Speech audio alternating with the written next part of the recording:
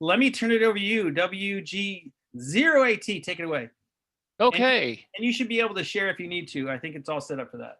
Yeah, let me do that. So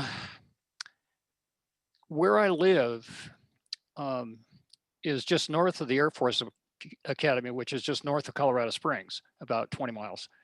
And the elevation here is about 7,000 feet above sea level.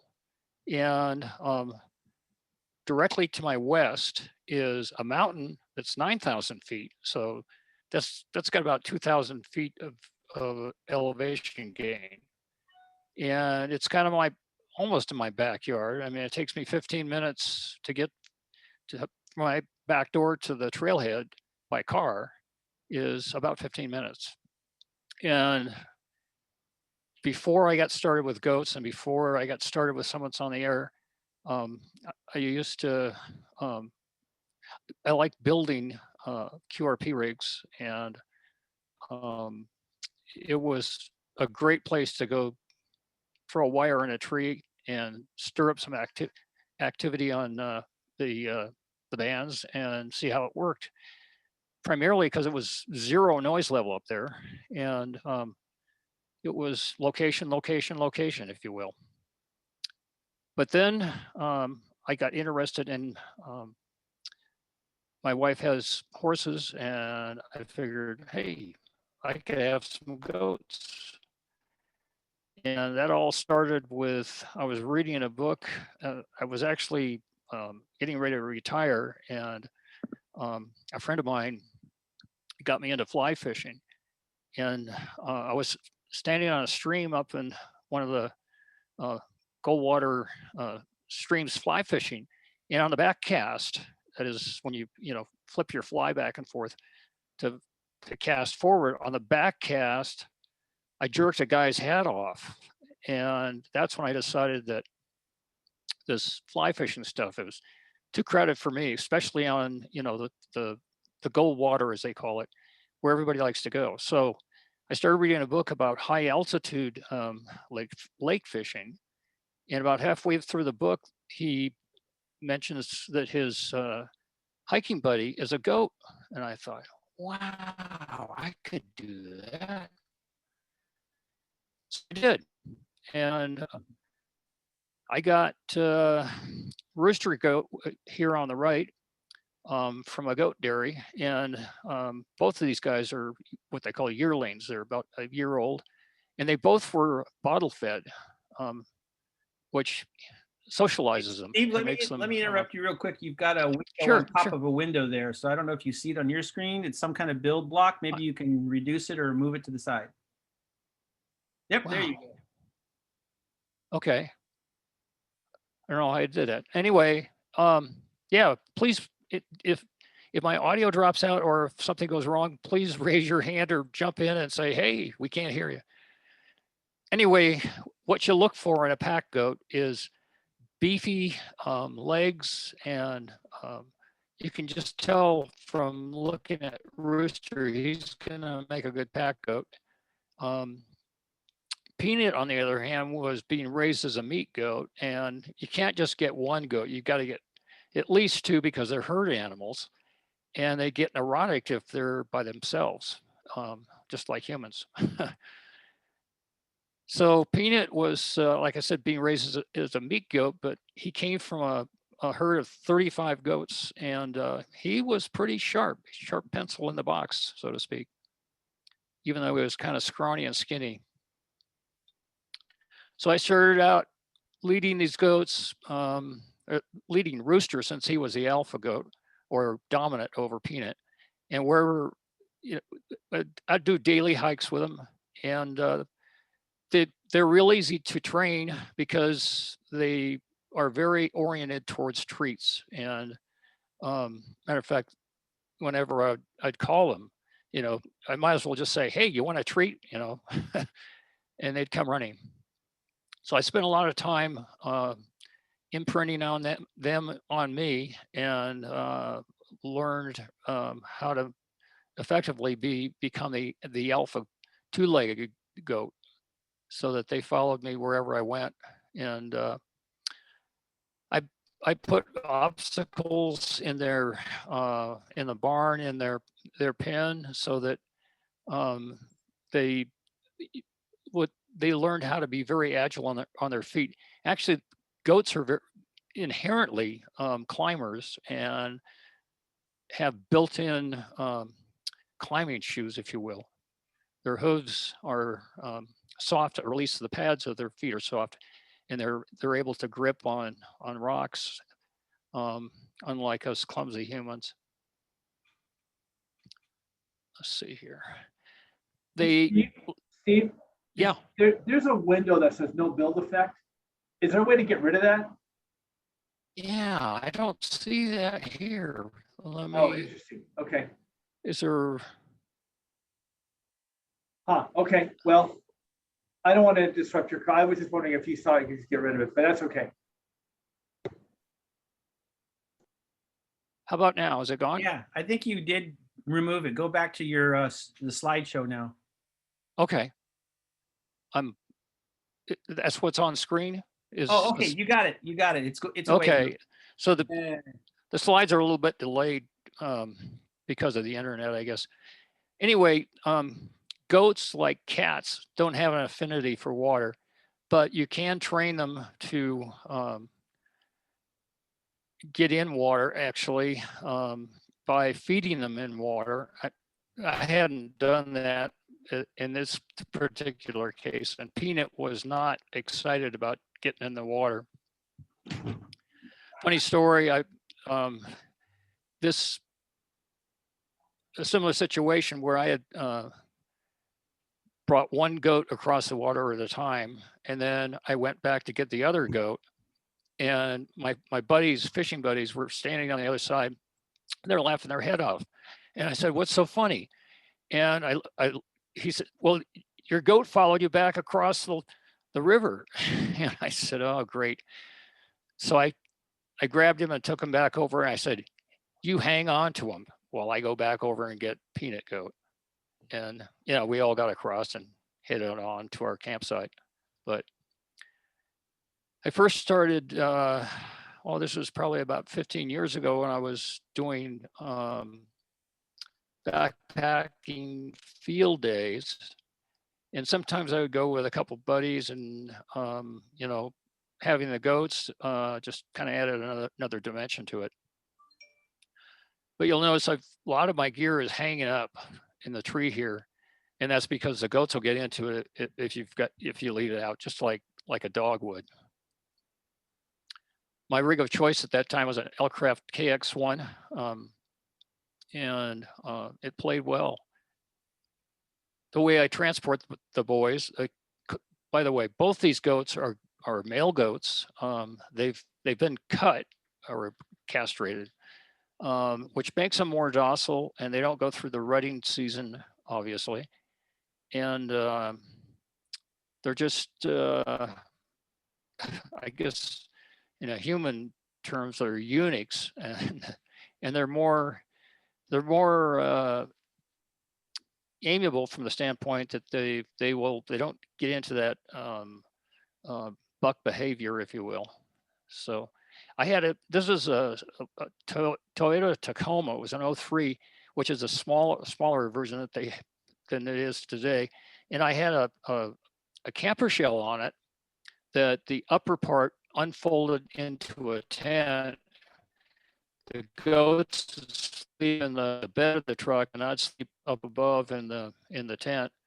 And then we'd take off on our adventure the next day.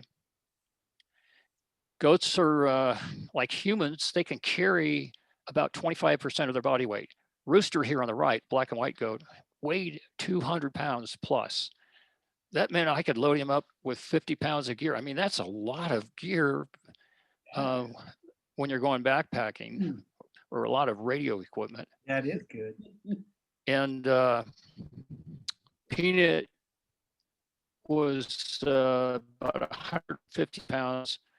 I could probably put about 25, 30 pounds on him. Actually, I never really loaded either goat up to their max, because if one of them should go lame during our adventure, the rest of us would have to pick up his load. And it's it's better to not use all your resources to the max, if you will. And Steve, are those packs specially designed for that, or is that kind of in kind of a DIY kind of setup there? actually, it's both. The Peanuts packs are some old panniers I used for when I went cycle touring, and I just modified them a little bit and found some plans on the internet to build a crossbuck out of some oak, and it's got a pad that sits underneath it, so the structure is not rubbing against their backbones. Rooster's packs are actually designed as for goat packing, as his saddle is also aluminum, and it's designed for goats. So I usually leave their collars attached and also a lead rope, so that if I want to get a hold of them for one reason or the other, I can do that. And usually, again, I would carry a pocket full of peanuts in the shell, which is one of their favorite treats. They eat the shell, the peanut, the whole works. And that was my method of getting their attention and getting a hold of them, and so I could tie them up or whatever it was that I wanted to get a hold of them for.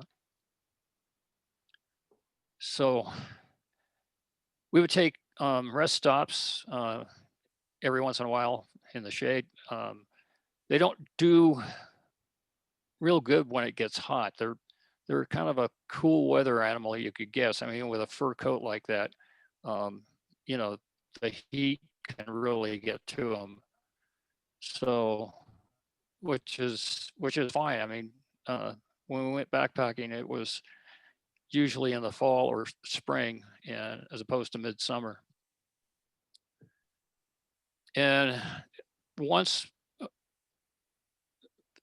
Rooster would start lagging, I realized that he's got too much weight on him, and so I would shelter, put some of the water bottles or whatever in my pack and pick up the load a little bit. The way that I'd have to measure the loads.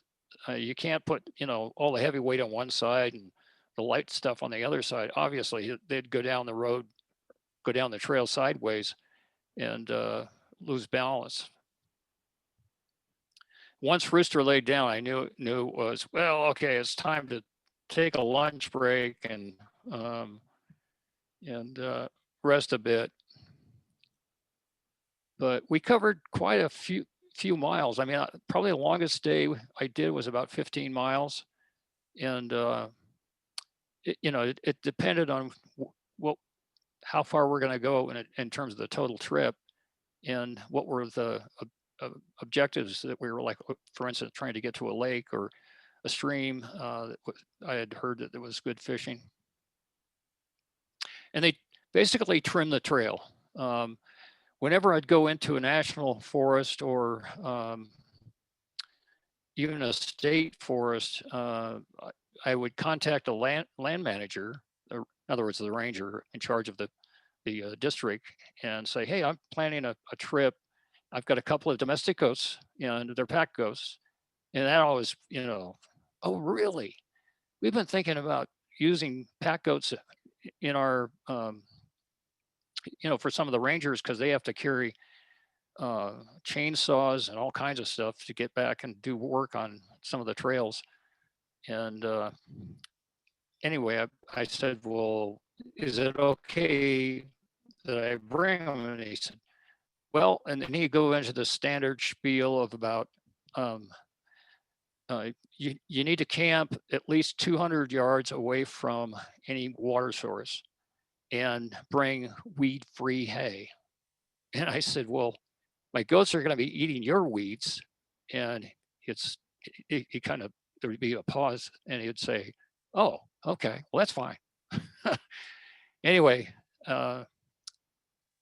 it was always good to get the ranger's blessing of, before you brought your animals in. And it's the same thing with horses. But horses would require weed-free hay because they don't necessarily make the local fauna their primary food source, where my goats, like I said, they'd be trimming the trails as we'd go. So this is a video. I don't know if it'll play or not. Let me just, it's probably a good test because I've got a couple of those short videos that is it playing? No. Oh, wait. Okay. Maybe slowly. Oh, there we go.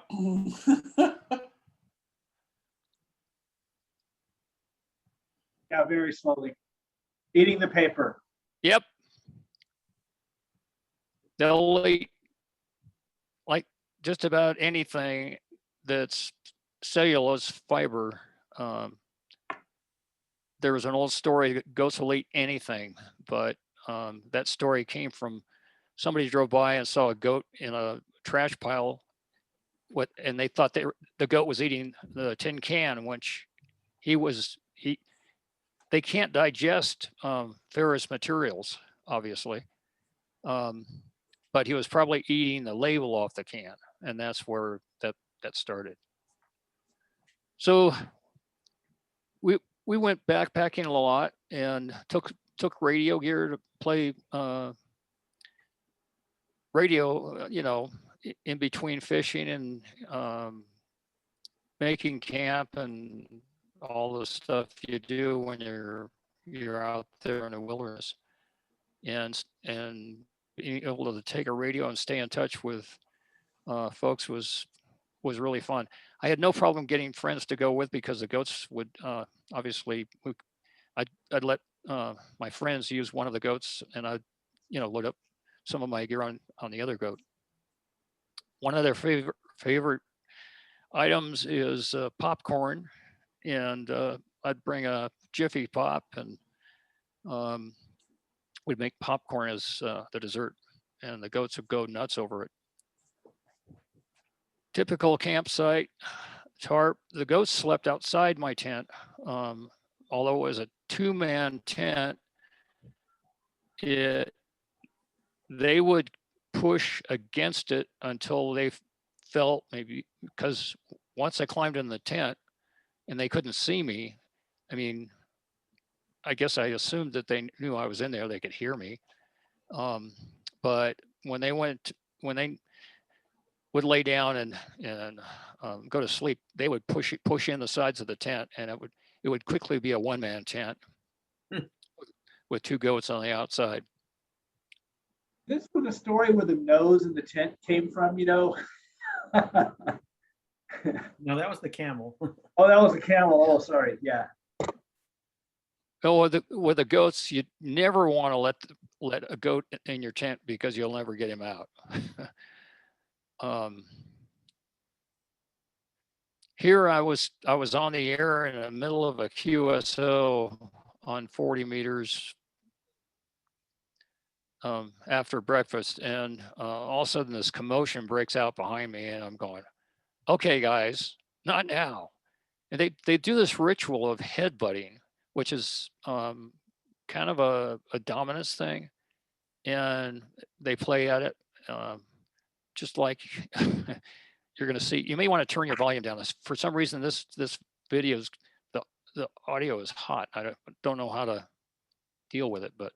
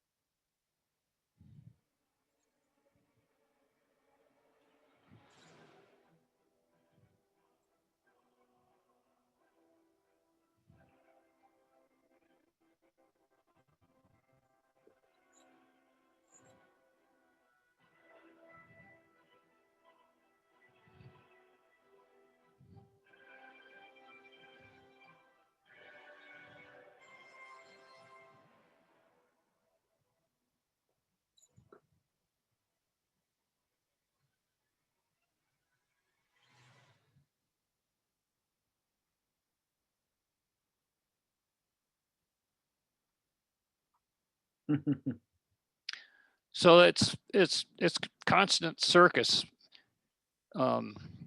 dealing with goats. They do go through a cycle, a 3-hour cycle. That is, they graze for an hour and they sit down and chew their cud for an hour, and then they just nap. And most of the time, they one of them will stay awake while the other naps.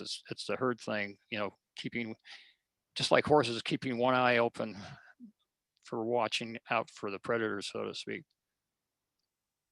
The goats have been on top of about 10, 14ers. And they're, if I had it to do over again, instead of getting a hot car when I was in high school, I think I should have gotten goats, because every time I go out and take the goats on the trail, you know, I'm just overwhelmed with people stopping, particularly women stopping and saying, "Are those goats? Oh, how cute!" And the next thing I know, they want to feed them snacks or you know, take pictures, and I could fill up my address book with phone numbers if I wasn't a happily married man. They're chick magnets. Yeah, they are. So I do carry a sidearm when I'm with the goats. These are domestic goats, and I've put them in harm's way. And you know, between bears and Mr. Cougar, you know, I've never been challenged by either a bear or cougar, other than late at night. And that's when had an experience with a bear that came and started sniffing around the area where I'd eaten. I had hung all my food and cleaned up, but you know, that's pretty hard to dispel all the scent that somebody's nose is 100 times more powerful than ours, can pick up traces of food smells. And I just unzipped the tent, and the goats were looking at me wide-eyed, like, "What are you going to do now, Dad?" And I just started banging on a canteen that I had and making a lot of noise, and the bear just spun around and shot through the woods, and he was gone. The other experience I had was with a cougar. He was circling our campsite. I didn't know this till the morning, but about 4 a.m. I heard this blood-curdling howler, and it almost sounded like a child screaming. And unzipped the tent and stuck my head out, and actually I stood up and grabbed some rocks and started throwing them in the direction that the noise came from, and making loud noises myself. And that was it. I climbed back in the tent, and the next morning I got up and with the goats, we walked around. We could see there was light snow on the ground, so it was perfect for tracking. And we walked around, and sure enough, this cat had gone around the whole perimeter. And later, talking to a ranger, he said, "Yeah, that's their MO. They're trying to get your goats to run. And if that would have been the case, they would have broke and run. Then it would have been all over for the goats." So, and since that last cougar experience, that's when I decided it was best to be carrying a sidearm. I've never had to use it, but it's peace of mind and knowing I have it. What do you carry, Steve? It's a 357 with hollow points. That'll do the job. That'll do the job. Yep. Definitely for bears, that'll do the job, yes. Yeah, you just have to hit them in the right place. Do you tether the goats at night? No, I do not. And there's pros and cons about that. They probably have a better chance of survival being, taking off and running than if they were, if I had too much schnapps after dinner and I was just totally unconscious, and they were tethered, then that would not be good. Sacrificial goats at that point. Yeah. So mixing goats with radios. About 12 years ago, there was an event here in Colorado called the Colorado 14er event. And the original guy that started it, it was VHF only, and it was to encourage people who were climbing in 14ers who were hams to bring their radios with and see if they could talk back and forth, between 14ers, 14,000 foot mountain peaks.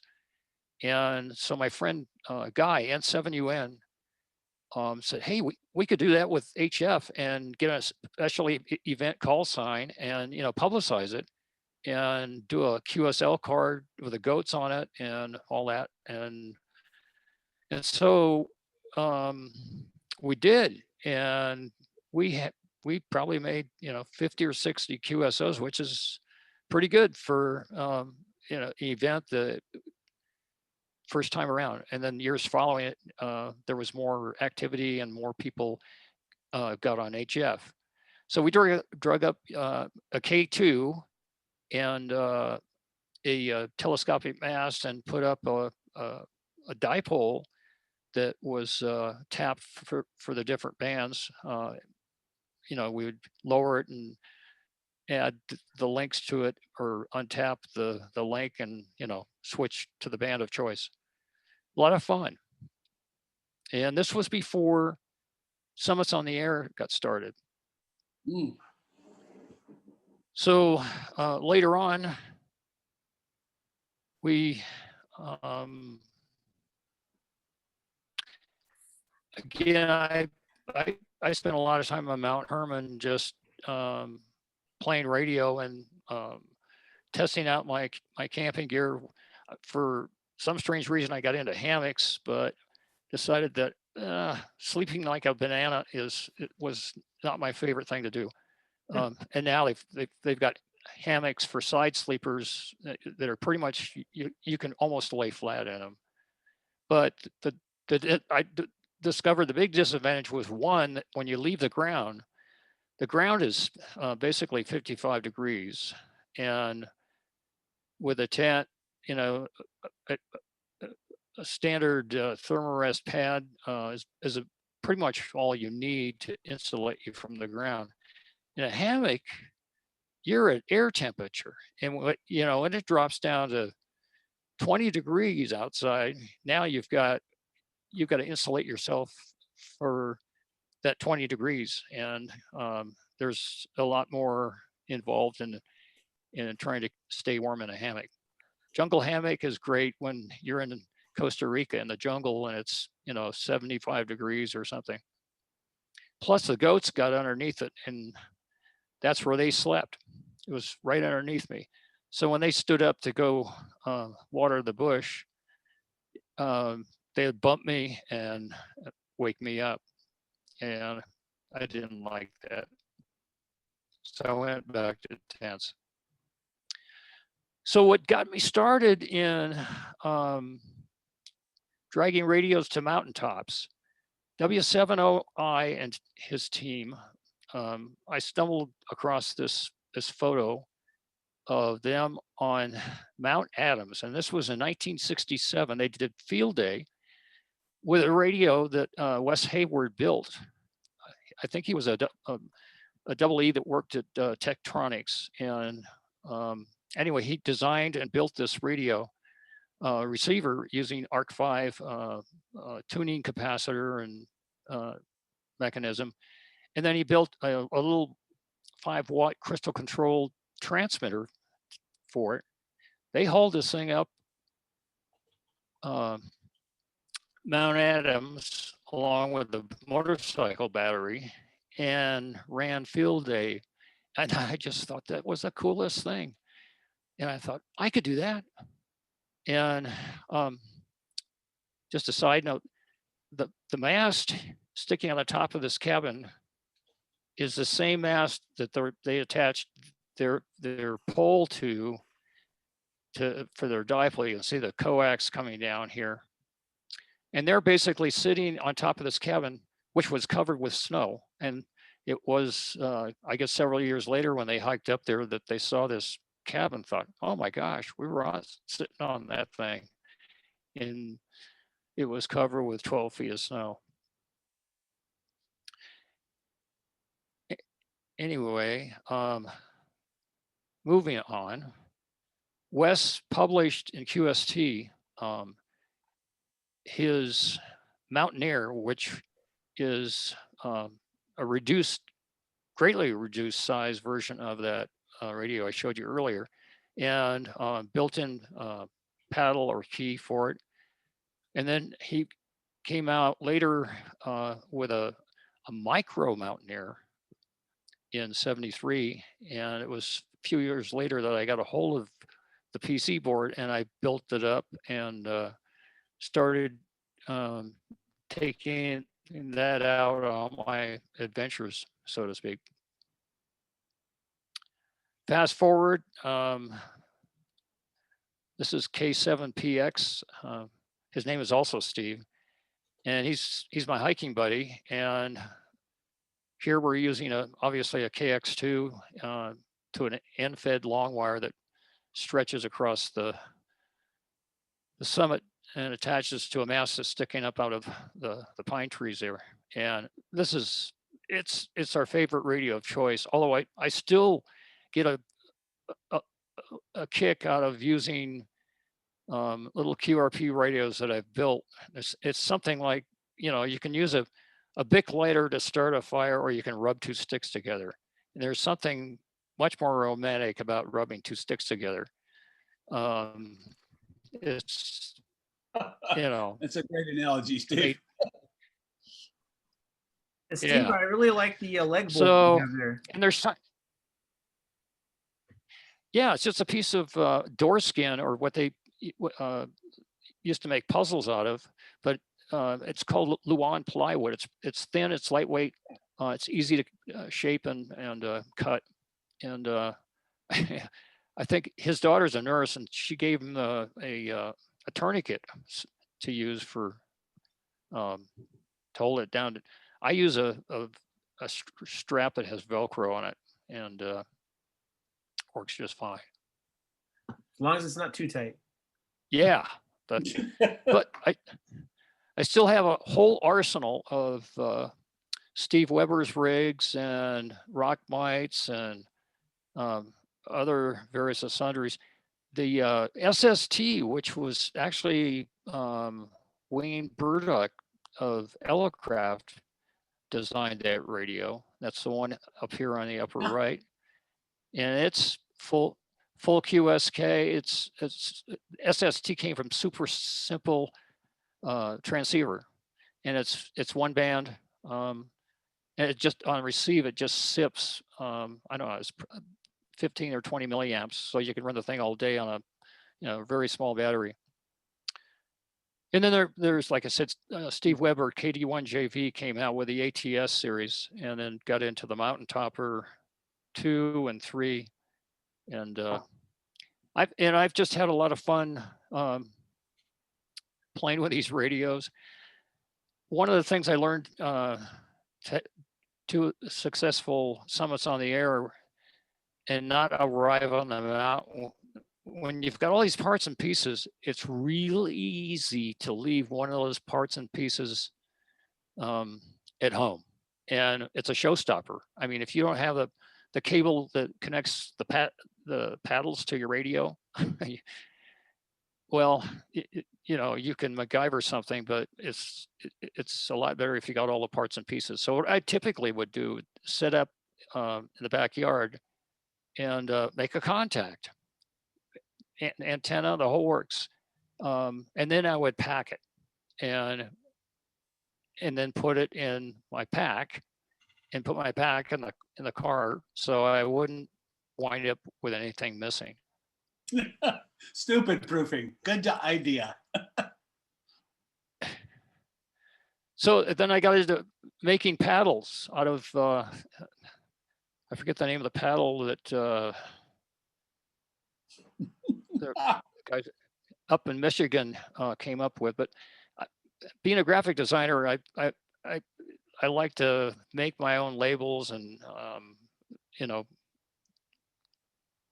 it's kind of like model building, and had a lot of fun doing that. And also repackaging radios for my particular use and purpose. This radio here is in a steel case, which I thought, why did they use steel? And so I would repackage it, you know, in a mint tin and cut its weight in just about in half, from 8 ounces to 3.5 ounces. And then I also had a friend who had a 3D printer, and he was making these little orange plastic inserts would slip inside this aluminum 3/4 inch square aluminum tubing, and so it was protected when it was packaged in, or not in use, but then would slide out so that you could use the beryllium finger stock pieces to as a paddle. And of course, I made some silly paddles with. There's one that looks like ZZ Top with his beard, and found pieces of wood on the trail. It was kind of fun to see what I could do with those and make them into a paddle, and attach them with rare earth or neodymium magnets. Those magnets that they're almost dangerous. They hold so well, or you get them close to each other, they just snap together. Yeah, don't get your fingers in there. Yeah, no kidding. So this is kind of a collection of some of the QRP rigs I had and paddles that I made for them. Built one of these little paddles on the end of a stereo plug, and then when I was about to reach, I had 996 points towards my Mountain Goat Award, and I wanted to do something different for that event, if you will, or activation, because I went up on this peak and I was going to get 6 points, which would push me over 1,000. And so I made this touch keyer out of an elk vertebrae bone, and picked up a touch, the electronic portion of it off the internet somewhere, and made the eyes, the eyes, and you know, use some elk hair for a beard and goatee and all that. And whoops, back up. Oh, you're kidding me. I gotta go through all this. I backed up too far. Sorry about that, guys. Operator. Okay. So here's the pedal, and here's it in use.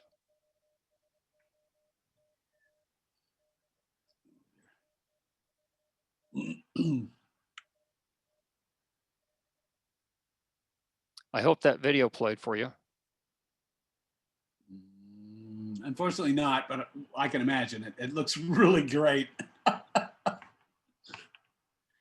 Yeah, it's a real showstopper when you go up on a summit and there's, you know, you have some visitors, other hikers, or the public. If it's a drive-up summit, oftentimes you have folks come over and say, "What the heck are you doing?" Oh, of course. And if you're in the middle of a pile, it's kind of hard to stop the pile and turn around and explain and, be a nice ham radio ambassador, if you will. Yeah. And I've got something coming up that will, anyway, when we get to that, they'll explain that. So this is the award that you get, and actually you have to buy it because it's the Summits on the Air is no dues, it's free, it's all volunteer. And one of the things that really bugged me is that this is a Rocky Mountain sheep that they got on this thing. But maybe in the UK, that's what they consider to be a mountain goat. Because a mountain goat to me is one of these guys. Yeah. With the long face, the short horns, and kind of really woolly looking. These guys are licking the salt off the asphalt that they put on. And actually, this is Mount Evans, which is a 14er. But to reduce or help control the ice and snow, they put down a salt solution, and the goats, that's part of their mineral diet is salts. Road salt, yum.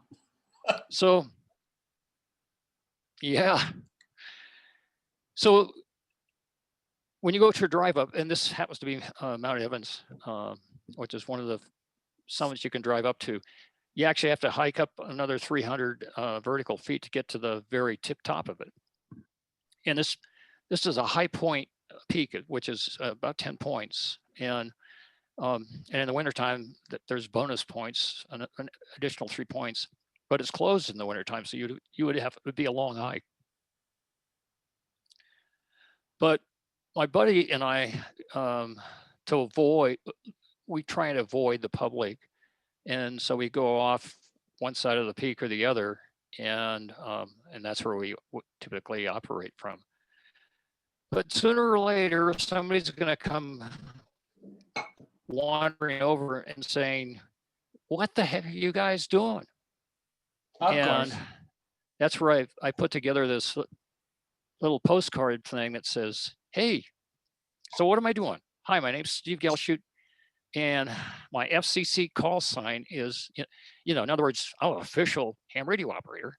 I apologize if I disrupted your peace and quiet. I'm a licensed amateur radio operator, and ham radio is my hobby, as is hiking mountain summits. By using small portable temporary antennas and radios with Morse code or voice, we make contacts with radio amateurs all over the world. And by the way, I'm a good citizen. I volunteer for local emergency communication services when needed. So it makes me out to be a good guy as opposed to some terrorist or weirdo that's tracking goats." And the flip side of the card explains what Summits on the Air is all about, and I won't trouble you with reading that, and then they could scan. No, you need a QR code. Great. Perfect, Steve. And it also, it leads them to ARRL.org or to visit our local club here in Tri Lakes Monument. So my pack, I like to keep it under 15 pounds. It varies in the wintertime. Obviously, I may bring a stove. I may bring a small lightweight sleeping bag, but it's really comes down to clothing and mode of travel. In other words, in the wintertime, I'm wearing micro spikes on my boots so that I don't slip and fall on the ice. And I started using trekking poles probably about 20 years ago. And it's like all of a sudden instead of being a bipod, you're quad. You got 4 legs on the ground. and then it's food and water. And I like to bring up a thermos of hot tea with me if it's going to be a day hike, and enjoy some snacks on the summit while I'm working the pile. I got a cup of tea. I've got bag of nuts, and life is good. And then Yeah. obviously some tools. So, and then the radio.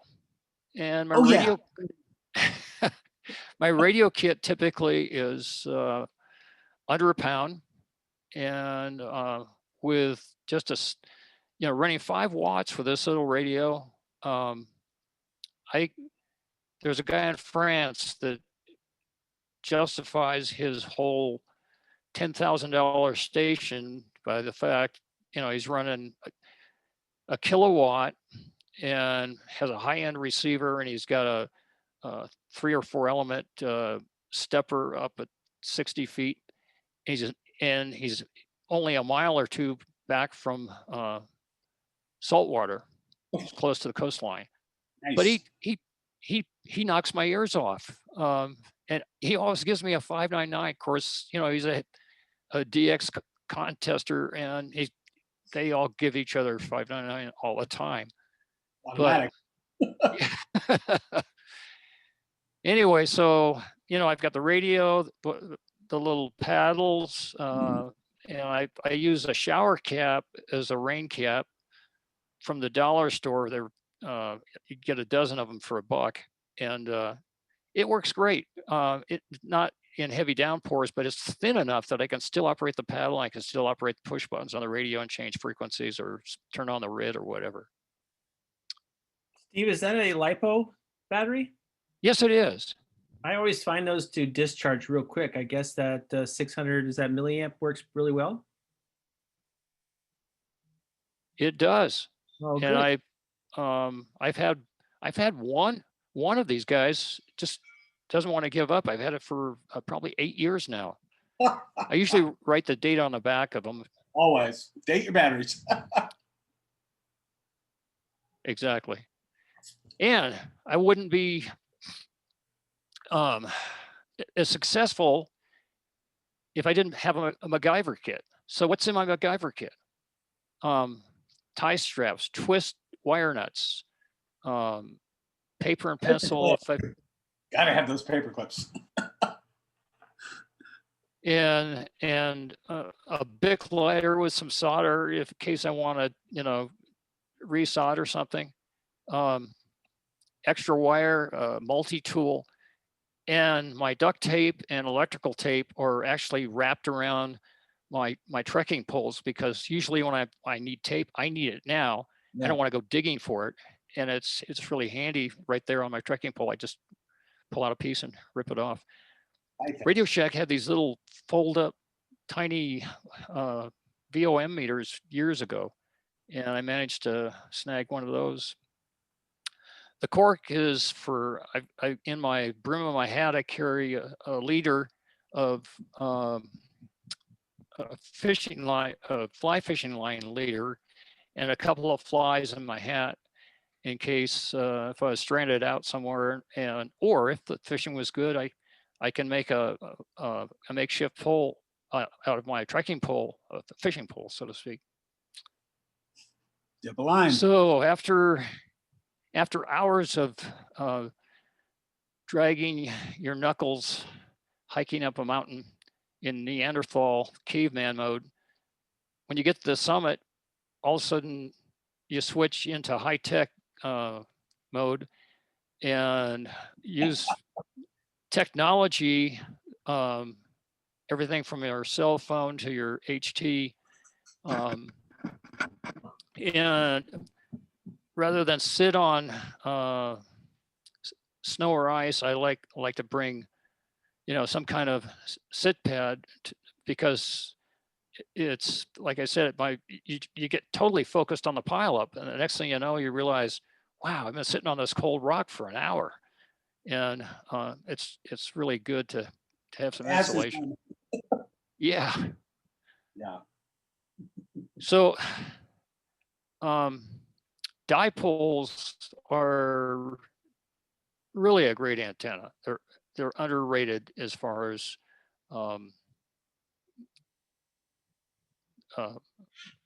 well, for home use anyway. But on a mountaintop, when you've got 12,000, or you're on a 12,000 foot mountain, and say it's got a prominence of maybe 1,500 to 2,000 feet above the surrounding terrain, all of a sudden now that dipole is just, it's almost like in free space. And the downside is the coax, obviously, in having a center support. And I did this slideshow for a local club, and so I had to go into a lot of details, but I'm sure you guys know what a dipole is. Infid half waves are basically the same thing as a dipole, except that you've got this high impedance at the end of it that you've got to transform down to 50 ohms. And but the advantage is that it's a single wire. You can just tie a weight to the end of it and throw it in a tree, or you can use a pole to support it. And there's no coax, no heavy coax to carry. So I started researching on the web how to build one of these little transformers, and put one in a little dental floss container, and with some coax, some miniature coax, RG174, and took it up on the mountain, and it worked great. I made all kinds of contacts with it.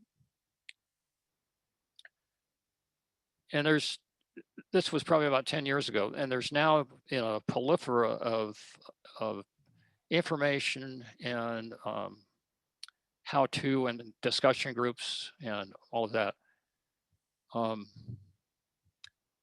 of fact, QRP guys sell a kit that is a matching unit, and even has a chart how long of a piece of wire that you need to attach to it. So I wanted to see if I could come up with a three bander using traps. So I made the transformer. I read up on how to make traps, and wound myself a trap for 20 meters. It turns out you want the trap to actually be just below the band that you want to trap. In other words, for 20 meters, it would be like 13,995 or something. Hey, Steve, question. Sure. Are you a member of that Facebook group for EFHW? I joined it. Yeah, I follow it. And Okay. and what the guy's name, Steve, I forget the guy that put that group together, but he's got a lot of good information. Yeah. So yeah, the Facebook is like an online ham radio magazine. I mean, you can use it for a lot of different reasons, but there's a lot of information. Well, there's also a lot of misinformation or half-baked information, but nonetheless, it's a great resource. So I built a trap on a little piece of perf board and used some shrink wrap to protect it, and then there's a guy on one of the guys in the group came up with this little PC board and put it on, I think it's GitHub, that to kind of make it more of a kit, so to speak. So using a nano analyzer, figured out where it was resonant at, and that's my whole trapped antenna, so to speak. Wow. With some miniature coax, and it all fits in this little clamshell sunglass case, and that antenna will operate on 3 bands. I've talked to New Zealand and bunch of stations in Europe with just 5 watts sitting on a mountaintop. But I also have some winders that are made up different lengths, and using a a 9-to-1 balun with the KX2. These links that you see down at the bottom, 84 feet, 71 feet, 58 feet, 41 on down to 29 feet. Those are all what they call non-resonant links, meaning that some guy sat down with a calculator and calculated the impedance and came up with these links as being optimum using a 9-to-1, that you could tune it for, bands 80 through 10 meters. Ah. And then I've got three or four masts that I use. These are all under 20 inches or so they'll fit in my pack without sticking out of my pack and being a limb whacker as I'm going down the trail. There you go. Okay, Steve, I recognize the winder on the left as a chalk line. What are the other two? Clothesline winders. Oh, of course. For camping. Yeah. And if you use fairly fine wire like number 24, 26, and I use Teflon coated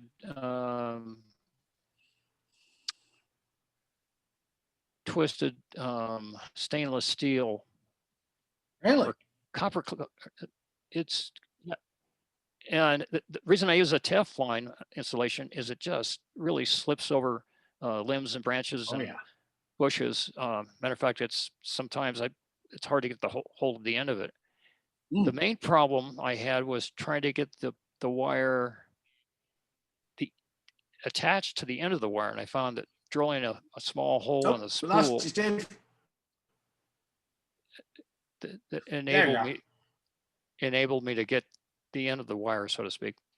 Hey, Steve, I got a question about your end fed versus trap.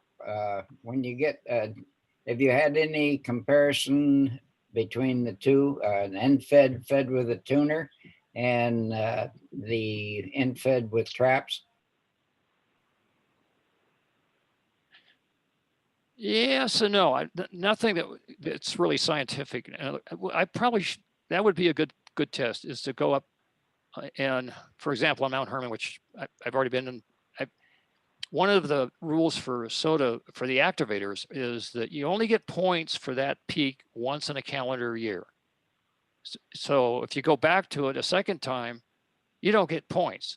But hey, it's a hike and it's a nice day, and you still get the pileups. I mean, the chasers still get points, and so they want to talk to you, and it's fun. So, for example, I've been up Mount Herman last year during the COVID thing, 60 times. Whoa! And it's 1,000 vertical feet hike in about 1.5 miles, which it's fairly steep. So, who needs a gym membership? I just go for a hike. Nice legs. Steve? What was the name of the type of wire that you said was very slippery? Teflon. Teflon insulation. It's coated with the insulation is basically Teflon. Yeah. It's a little more expensive. It's a little more expensive than the vinyl insulation. I assume that's a stranded conductor, Steve? Yeah, it is a stranded conductor. That'd make it a lot more flexible. So it's flexible. Yeah. And you said stainless steel instead of copper. And you can tie. I think it's silver plated copper. Oh, okay. But it's stranded.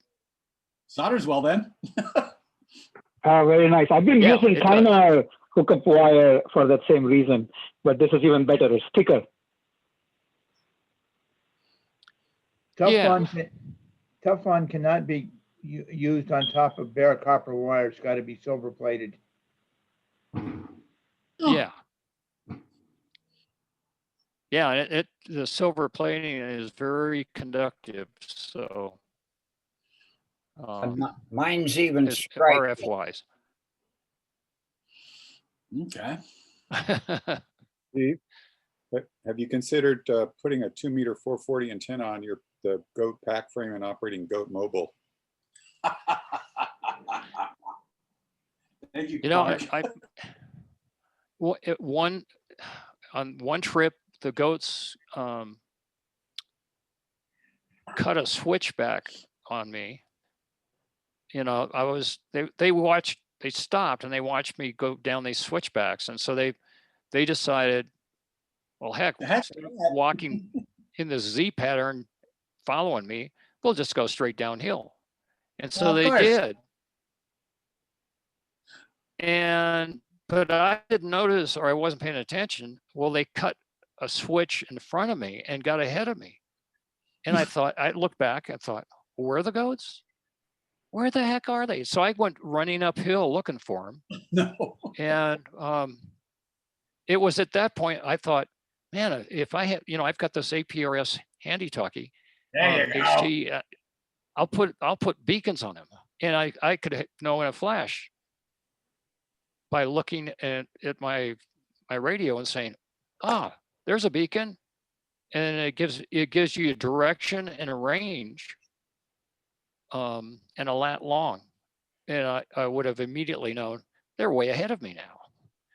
Anyway, I found some, I found some prints on the trail and realized, yeah, they're ahead of me. And so I started running. I finally caught up with them, and they stopped and turned around and looked at me like, oh, there you are.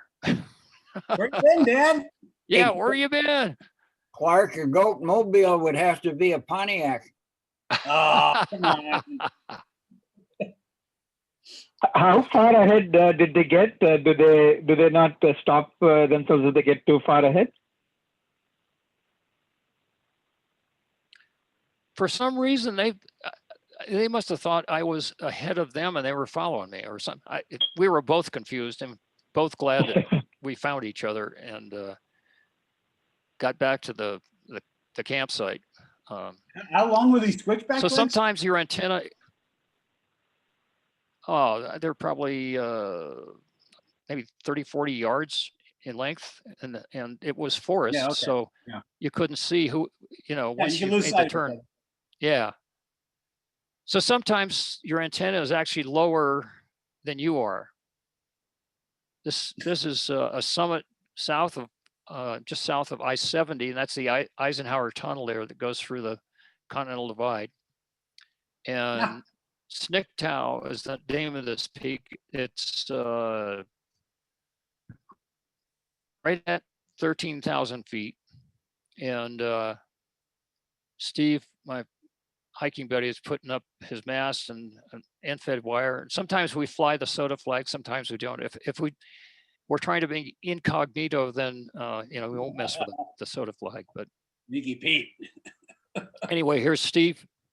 Steve sitting on top, and you can see over here on the far left is where the antenna is, and the wire actually comes up and attaches to his trekking pole, and then on around to his KX2.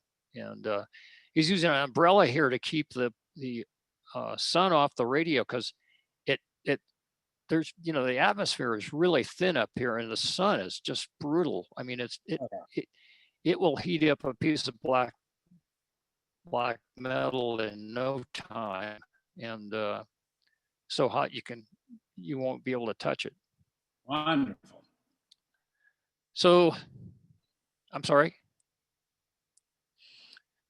So this one of the bitchin' heat sink, I thought my KX3 would be totally ineffective up there. Well, that's where you need an umbrella. Yes. One of the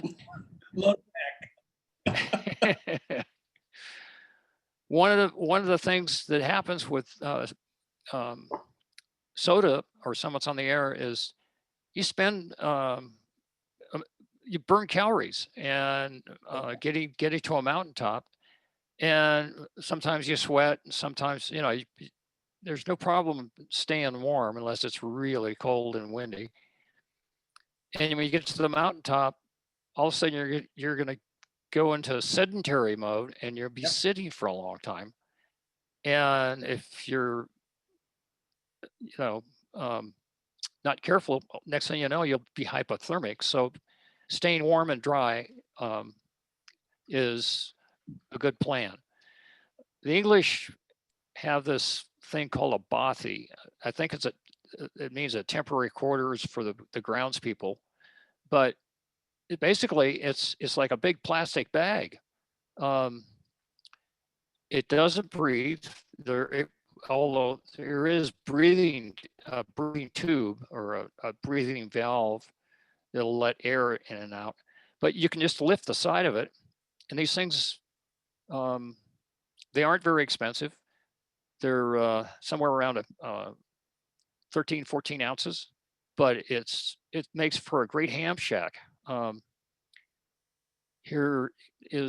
climbed up this one communication summit that had a cell tower on top, and I'm sitting inside this thing, and it's nice and toasty and warm, and it's like I got my own little private ham shack now. I've got a window I can look out and see if the bear's sneaking up on me. Matter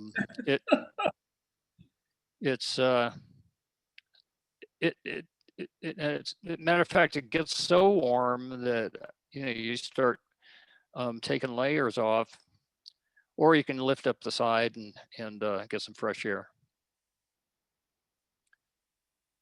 Again, low-tech umbrellas work just to keep the spin drift off your radio, and the wind. The wind chill is vicious up on peaks. It seems like I can't remember a time I've been up on peak when there isn't some kind of wind.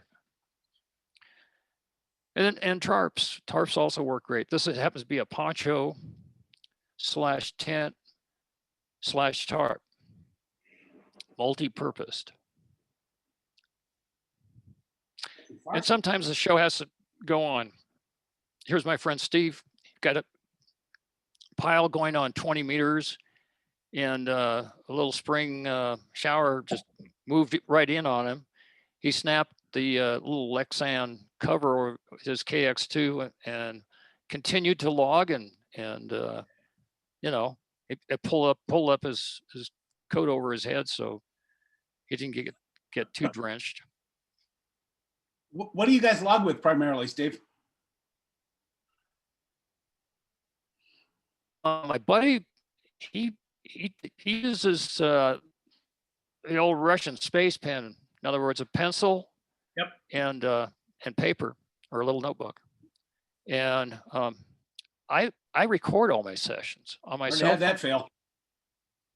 And the fun part about it is the next day I sit in my shack with a cup of coffee, and I back out on the mountaintop because I can hear the birds chirping, and I can hear a lot of stuff I didn't hear when I was on the summit. I mean, all of a sudden I realized, wow, that ZL was calling me between these two, loud stateside guys, and I missed him.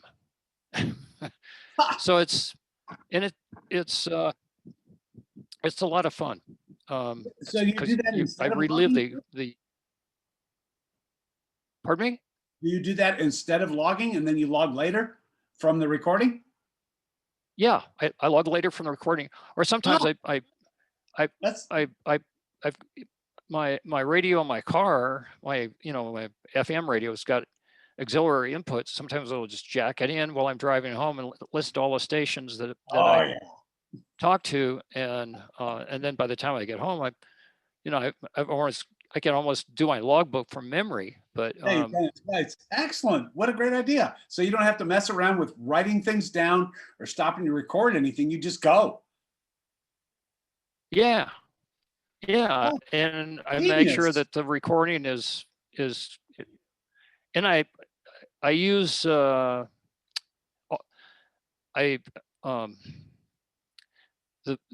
app I use does real-time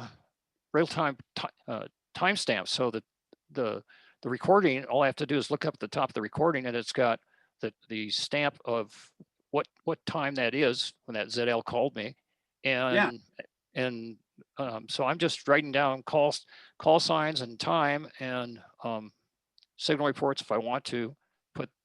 Yeah. But what kind of phone do you use? Use an iPhone or a iPhone? Yeah. And the app is called I think it's Audio Plus. Well, I'll do a follow-up email to you guys. Yes, please. With some of the information that I've and links to stuff that I've been talking about here. The goats and I were headed up to the top of South Terreal Peak, and they were acting really strange. They were very nervous. And when we finally got up there, I've been up there before. I knew there was raspberry bushes all over the place. We got up there, and this bear scat was laying there. It was still steaming. There was steam coming off it. Oh boy. And so that's goats are like having another pair of eyes, ears, and nose besides yourself, and it's sometimes they'll go off and you don't know why. But navigation tools. Hey, how am I doing that time? I don't want to run over. Tell me if okay. Sounds like everybody's doing fine. And it's only 8:36, so I would say continue here, and if you don't have too much to go, that's fine. We just want to have time for Q&A. I imagine everybody's going to have some questions here. Okay. Well, navigation tools.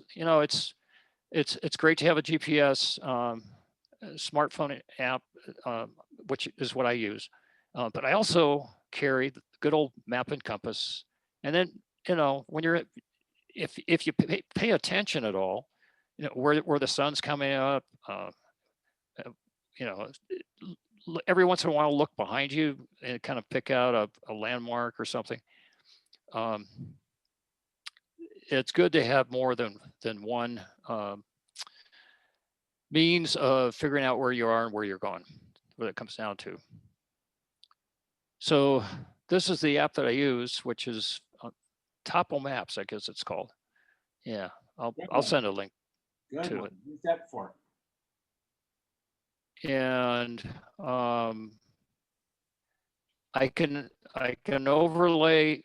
In other words, if I can find a route on the internet somewhere to a summit that I haven't been to, I can overlay that in the app, and it'll give me allow me to enlarge it and reduce it, and also drop waypoints along the way.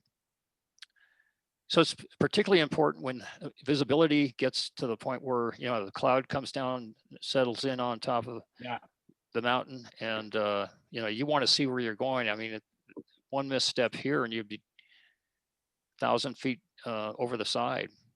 Yeah.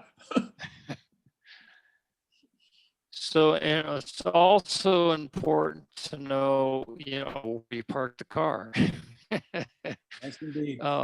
Steve, how do the boys do when visibility is low? How do your goats do? Actually, they have an uncanny sense of, matter of fact, this waypoint right here, we were traveling downhill, and we got to this point here, and I was going to continue further downhill, and the goats just stopped and looked at me like, "Where you going, dude?" And I said, "What's up with you guys?" Yeah, get me home, boys. I'll follow you. Yeah. So like I said, their goat positioning system works just great. Yeah. I'll bet it does. And I followed them right back to the truck and, dropped the tailgate. They jumped in, and we were all happy campers that day. Yuppers. So I've seen a bunch of your videos with the truck, Steve, and it just cracks me up when they stick their head through the window from the back to the front. And I also carry a backup battery for my cell phone. These little lipstick batteries. Oh, yeah. Some of them are actually dual purpose in their flashlight, but having plan B is really important. Maybe plan C too. Here I am with here my friend Guy is using roosters as a hand warmer. He's got his hands shoved underneath the saddle pad, warming his hands up while I'm racking off 4 QSOs. By the way, you need four QSOs to get the full points for a summit activation. Looks like you're doing it with an HT, but whatever counts. Yeah, that was one of those times where we had planned to do HF, but because of the weather and we heard some rumbling, we decided, in other words, lightning. Nope. We decided, you know, it would be kind of foolish to be stringing out wire, waving it in the air. So we quickly made 4 contacts and called it a day. Yeah, not the time to be stringing up lightning rods. Yeah, for sure. So one of the neat things that once you upload your log to the SOTA database, it's got this really cool program where you can go in and print out a QSO map of your contacts and fiddle with the different maps, whether it's a satellite map or regular topo map or a city map or whatever. But it, for demonstrations or publishing on social media, it really shows, where you talk to with your little 5 watts and compromised wire antenna.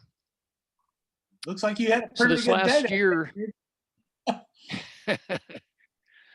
the COVID year, 2020 was kind of hard on our animal family. It's my wife and her 2 horses and my 2 goats. And these 2 guys on the right here, Peanut and Misty, we lost them this year. Oh, Steve. This last year. Oh, sorry. Peanut, just he got. I mean, goats live for anywhere from 15 to 20 years, and Peanut made it to 16 years, and he was so arthritic he could hardly walk. And what did we have? Lay down. We haven't seen him in the videos. So sorry to hear this. Yep. Oh dear. So that's who's left now, and we're getting along just fine. Okay, And guys. let's see, my wife joined me back in 2016 as KE0IED, and I told her, "You're the bomb." Absolutely, good for you. So good for her. So, yeah, okay. There's just this one little section on when you get on a mountaintop, it's all about getting spotted, and there's a number of ways to do that. Okay. One is there's an app on the web that you can, spot yourself. Well, that assumes you got cell service and that you've got data access. In other words, you can access the web. Yeah. If you can't do that, there's a cell phone number that you can text to, and it has to be in this format, special format. $ equals my call sign. And then the reference is the reference of the summit, frequency you're going to come up on, and the mode. And then you can make a little comment. And here I changed frequencies because there was QRM. But this works oftentimes, even when you only have 1 bar, you can send a text message. Yeah. And there's also an app. There's several different apps. This is called SOTA GØAT. This one works on iOS or iPhone. SOTA GØAT, any relation? Yeah. And actually, the notification is an audio recording of Peanut Goat. Oh. which is kind of funny. Perfect. Oops. Doggone it. So the last thing, one of the guys who's a lot smarter than I am in the SOTA group put together a program that listens for, well, it tracks reverse beacon network, RBN. Yeah. And if you've done a alert, there's a place where you can go and put the time and date and what frequencies you're going to operate and what peak you're going to be on. Oh. And if you call CQ and you don't have any other means of doing a spot, reverse beacon network picks you up and it'll match your alert and then it'll spot you. Sweet. So you can sort of plant the seed before you go. Exactly. Excellent. So this is Peanut and I were up on Sunshine Mountain, and that's Mount Baker where W7ZOI and his team did field day in 1967. Yeah. Following in his tracks, so to speak. I use a Yaesu FT3D for APRS, and this is the format that you would send an APRS message to SOTA, and it'll spot you. And this does work. Matter of fact, yesterday I forgot, believe it or not, I forgot my radio, radio kit with all the stuff in it. And this is where I'm sitting there realizing my dumb, stupid mistake. I felt like I could either cry or laugh at myself. I decided laughing's better anyway. Always. So my friend shows up and I said, "Hey, did you bring a radio?" And he said, "Well, of course. That's what we're here for." And I said, "Great. Well, one of the things about this summit is there's no cell service and none at all. And so we resorted to doing the APRS thing and he operated first and I spotted him. And so at least I was able to bring something to the party. I was the spotter and then he handed me his little MTR, which he uses. And away I spotted and I managed to work France on this yesterday. Whoa. On a failing battery. It was, I think I was putting out probably about 3 watts and to his end-fed trapped antenna. Yeah, and that's the format.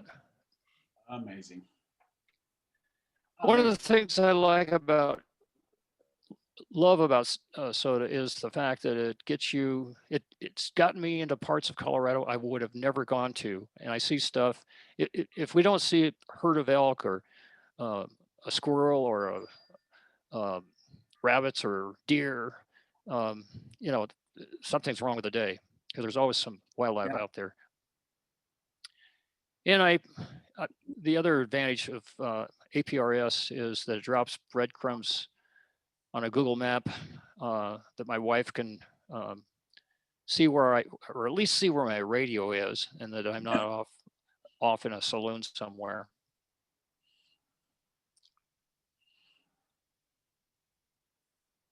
And for doomsday scenario, I do carry an inReach satellite device that I can mash that SOS button and be talking to the emergency response team and ask me what is it you need, and typically I would say pizza and beer at this latitude and longitude.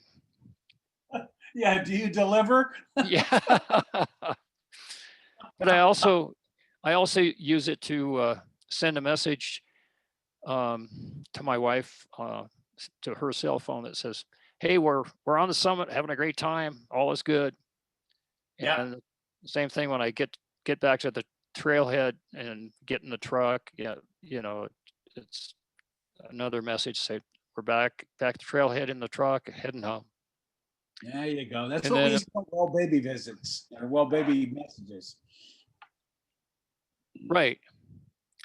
And then she can reply if she wants to, but I do pay for this service. It costs me about $12 a month, but I figure I do at least one a week, a soda summit or activation, one a week. So it's $3 a trip. And That's insurance, Steve. Probably money very well spent. absolutely. And I mean, I haven't run into anybody out there that's in need of, in need of search and rescue or a medevac yet. But sooner or later, I might stumble into somebody that, Yep. I'll be able to help out. So, sitting on a summit, I've got my thermos of tea, some snacks, and I'm all set to go. I do a self spot, and here's a sample of typically I'll make anywhere from 30 to 60 contacts on average. I mean, there have been days when the weather was perfect, and I had so much fun sitting up there. I kept going and kept turning in spots. My best performance has been close to 125 contacts. Wow! In one day, Steve? Yeah, in 1 2 to 3 hour outing. Oh, that means if you look at the time here, it's almost at least 2 a minute, sometimes longer. And some of these guys are really efficient as far as the exchange, and really all we're exchanging is me parroting back the guy's call sign. Actually, let me play this audio. I don't know if you'll hear it or not. Raise your hand if you can't hear it, and I'll just stop it.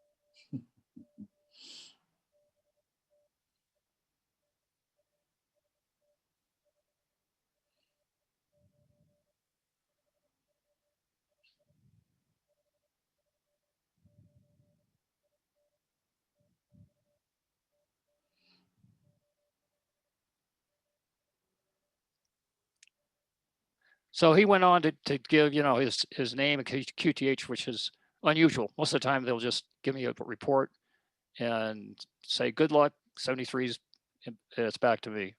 Yeah, it's almost like contest mode. Yeah, exactly. Here, my buddy broke a cardinal rule, and that is he bought a new pair of boots and didn't break them in. So he got up to the top of the summit, and he says, "Hope you don't mind. I'm taking my boots off. If they're killing, my dogs are barking." And I said, "Hey, that's great. If that grizzly bear shows up, I'll be able to outrun you." All you got to be is faster than him. Yeah, barefoot. So.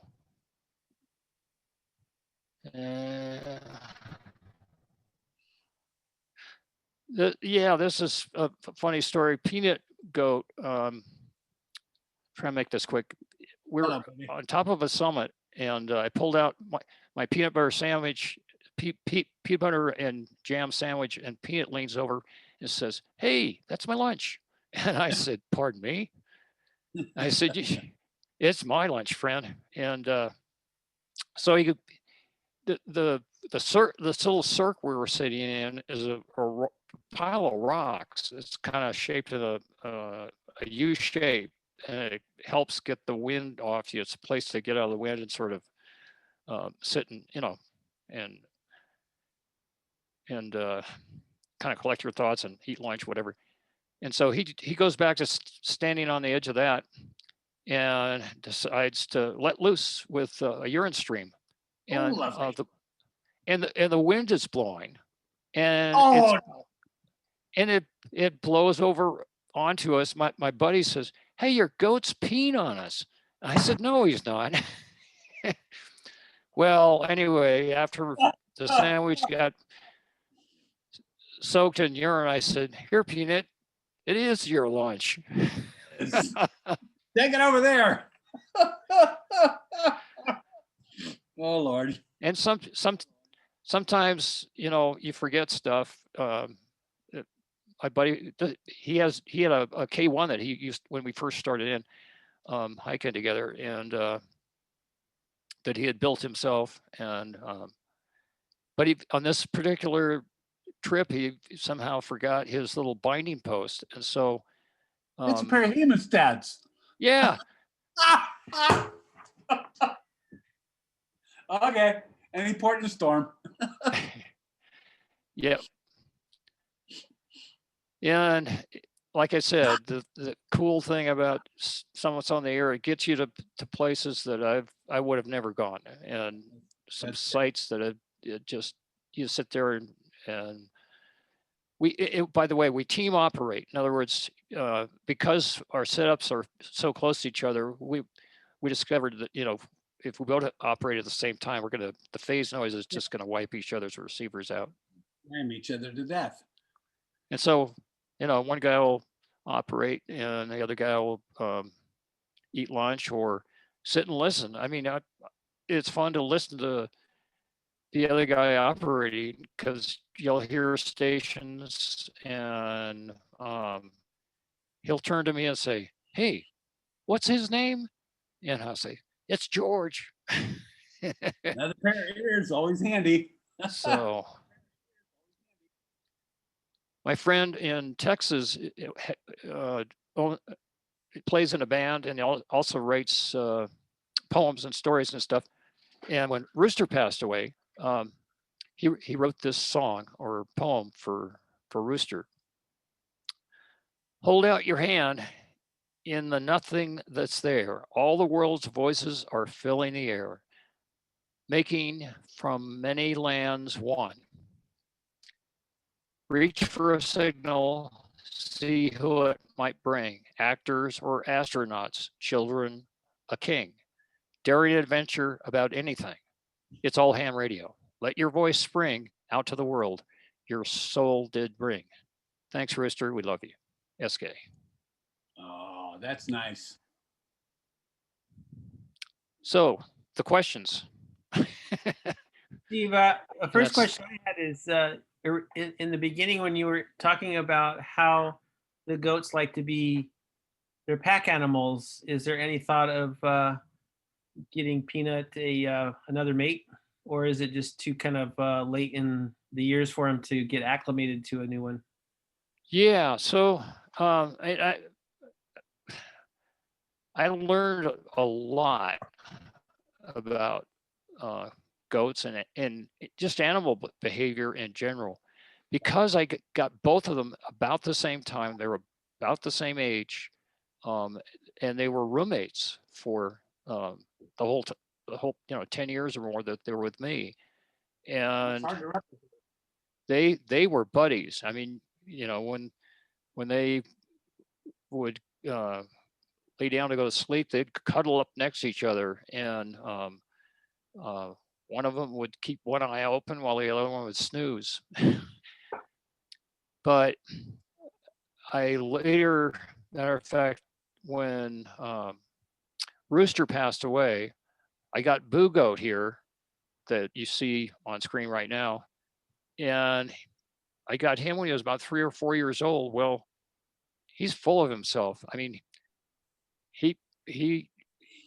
I tried to match him up with Peanut, and he would just want to headbutt Peanut all the time, and Peanut was like an old man at that point. Interesting. And he showed no respect for Peanut, and it was hard to go hiking with him and keep Boo from running off and pestering people when we were on the trail. So yeah, if I were to get another goat, it would be I would get a pair, and I'd get them at a young age. Got it. Okay. Yeah. Hey, Steve, a question. Sure. Is your call sign the one that used to belong to Russ, a famous DXer? Russ, a realtor in Emerald Hills that I used to live close to. Did you acquire it from him when he passed away or something? Or are you a relative? You mean the call sign I've got now? Yeah. WGØAT? Yeah. No, I just picked it up as a vanity call. My call before that was N0TU. Okay. So Andy, you're which- probably mixing that up with W6OAT. Yeah, that's Rusty. Did Rusty pass away? No. Rusty moved out of there. Okay, I was like, wow, like Rusty, I was like, whoa. Yeah, that's W6AOT. That's Rusty. Oh, okay. yes. Different guy. Am I mixing up OAT with AOT? Yes, you are, Frank. I'm sorry, Oh, Andy. Yeah, my call, the G looks like a 6 if you don't have your glasses on. And the 0 AT probably could be confused as an O. Well, it's got a line through it, so that's a giveaway. Yeah, there you go. Wow. oh yeah, I remember the name, Rusty Epps. Is that right? Whole different deal, Andy. Yeah, Andy, yeah, it's a different deal. It's not the same. No. Now I understand. I've been watching your videos on YouTube for years. It's been such a treat to have you here. Hey, well, thanks, Doug. It's a treat to share this whole journey that I've been on with ham radio and goats and outdoors and taking pictures and being able to share it. I mean, but it's great. Thanks for listening to my dribble.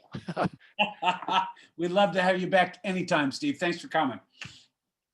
Yeah. Well, And thanks, Steve, for saying yes to the invite. This has been a great 2 hours. Oh my gosh, yes, holy cow. I just looked at my watch. Yeah, time flies fast when it's a good presentation. Yeah, it does. Very good. well, thank you guys. It was a pleasure being here, and I appreciate the audience and your time.